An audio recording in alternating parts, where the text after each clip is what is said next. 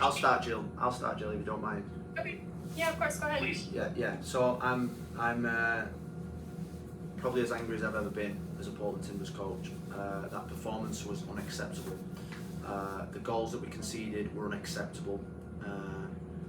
And I think I've been here for 11 games now, and I think it's pretty obvious that something needs to change. Something needs to change, and I take full responsibility. I probably should have done it sooner, but there will be changes now. There will be changes. I've sat for 11 games and seen probably the same stuff.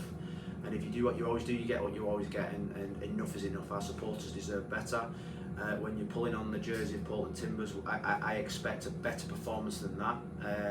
I'm not. There's no excuses. We've had a lot of travel, but that game against a team that maybe it was a 0-0 game, but the 2 goals we give away again were embarrassing, and things have to change very quickly, because if they don't, we're in trouble. And I'm absolutely convinced that we can get it right. But what I would say that today was probably as bad as I've seen. No composure on the ball, no composure and confidence. There was always a game where our forwards were going to have a difficult game and they weren't going to score a goal. And that's where we needed to be more solid. But I thought we got a little bit bullied in midfield, and we got bullied up front by young players, by draft pick players, and that's not being disrespectful. And we've invested heavily in that area, and that is unacceptable to concede the goals that we've had. So that's my thoughts. Obviously, after a game, I'm disappointed, but we'll get it right. Thanks, Coach. Tough result, like you said. You mentioned right now the changes needing to be made. Is it a matter of effort from individual players on the field that you're seeing? Is it a matter of tactically how the team is looking?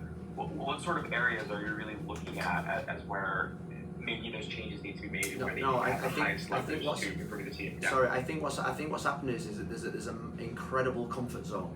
There's an incredible comfort zone where you come into work every day and you get highly paid and you just do enough. Well, I think just doing enough in this league or in life in general is unacceptable. Just doing enough, just thinking that you're okay, just thinking, I've survived another game. No, that's not what the ownership want. That's not what the GM wants, and that's not what I want. So when I say just doing enough, that's not enough. And if you're on the bus, great. If you're not, then you're not on the bus. And next week against Seattle, I think you'll see people that are on the bus that I trust, that I believe in, and that are willing to at least fight for the badge that we're playing for on them, and those incredible supporters that we're playing for. Because at this moment in time, there's too many of our players cruising. And I've told them, and we spoke about it in midweek, about being in the comfort zone, and this is them talking, not me. And so we have to make changes. There was one player on that pitch today that I thought showed the type of character that I want to see in my team, and that was Santi Moreno. He showed courage, he fight, he had the skill and the quality. The rest don't need a mention. Sam, did you have any more? We'll go next to Jeremy if not. Yeah, just a quick follow-up. I'd love to just hear your thoughts on the play of Moreno and Eric Williamson. Both of them kind of spent time playing in that number 10 spot with Evander still out. I know you said that many of the performances weren't up to the standard today, but just your thoughts on kind of what they were trying to do, or just the flashes that maybe you saw tonight? Well, I mean, Santi Moreno was probably the best player on the pitch in Columbus. Then we went to LA, and second half he scored a brilliant goal, and today he was our best player by far. And like I say, he's the one player at this moment in time that's not playing in his comfort zone, that's actually hungry, that's actually wants to do more, that actually is driving. The rest are in the comfort zone. The rest have been in the comfort zone. And like I say, I've had 11 games now, and we need to change something, because we need to get results, and that's the most important thing. We need to get results, and something needs to change.